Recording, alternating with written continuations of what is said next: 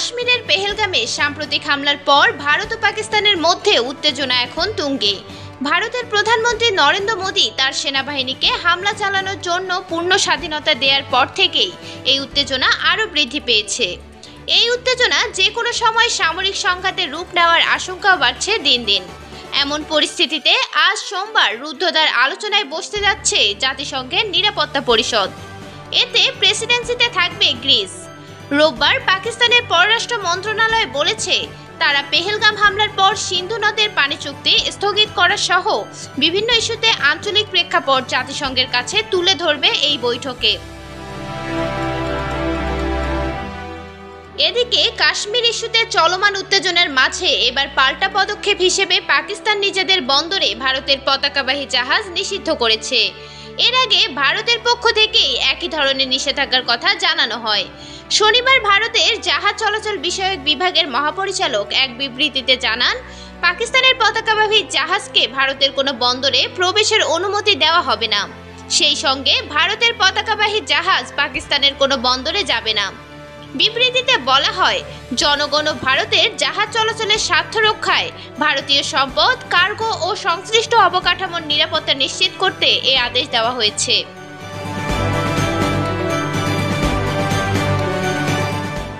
পাল্টা পদক্ষেপ নিয়েছে পাকিস্তানও। রোববার দেশটির সমুদ্র বিষয়ক মন্ত্রণালয়ের বন্দর ও জাহাজ চলাচল বিভাগ এক বিবৃতিতে জানায়, প্রতিবেশী দেশের সঙ্গে সাম্প্রতিক পরিস্থিতির পরিপ্রেক্ষিতে সামুদ্রিক সার্বভৌমত্ব রক্ষা, অর্থনৈতিক স্বার্থ ও জাতীয় নিরাপত্তা নিশ্চিত করতে পাকিস্তান তাৎক্ষণিকভাবে যে ব্যবস্থা নিয়েছে তা হলো ভারতের পতাকাবাহী জাহাজকে পাকিস্তানের কোনো বন্দরে প্রবেশ করতে দেওয়া হবে না। সেই সঙ্গে পাকিস্তানি পতাকাবাহী জাহাজ ভারতীয় কোনো বন্দরে যাবে না।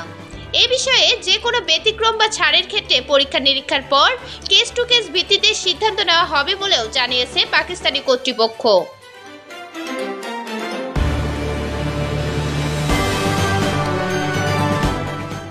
এর আগে গত শুক্রবার ভারতের বাণিজ্য ও শিল্প মন্ত্রণালয় বিজ্ঞপ্তিতে বলেছে, পাকিস্তান থেকে সরাসরি বা পরোক্ষভাবে আসা সব ধরনের পণ্যের আমদানি ও পরিবহন এখন থেকে নিষিদ্ধ।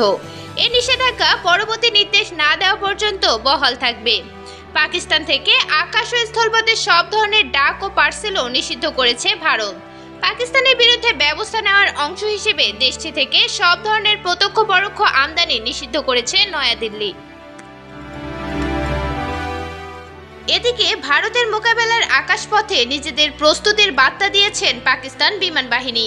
একই সঙ্গে সেনাবাহিনীর পোশাক পরে ট্যাঙ্কের উপর দাঁড়িয়ে পাকিস্তানের সেনাপ্রধান জেনারেল সৈয়দ আসিম মুনির সেনাদের উদ্দেশ্যে বিভিন্ন দিক নির্দেশনা দেন। তার উজ্জ্বল ও জোরালো ভাষণে অনুপ্রাণিত হয়ে উপস্থিত সৈনিকরা জিন্দাবাদ স্লোগানে প্রকম্পিত করে তোলে যুদ্ধক্ষেত্র। জেনারেল মুনির তার বাহিনীকে যুদ্ধে অংশগ্রহণে উৎসাহিত করতে সর্বোচ্চ চেষ্টা করে যাচ্ছেন।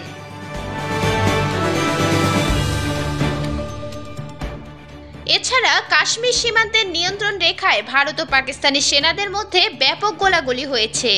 রোববার রাতভর এই গোলাগুলি চলে, তবে গোলাগুলিতে হতাহতের কোনো খবর পাওয়া যায়নি। এ নিয়ে টানা 11 রাত কাশ্মীর সীমান্তে ভারত ও পাকিস্তানি সেনাদের মধ্যে গোলাগুলি হলো।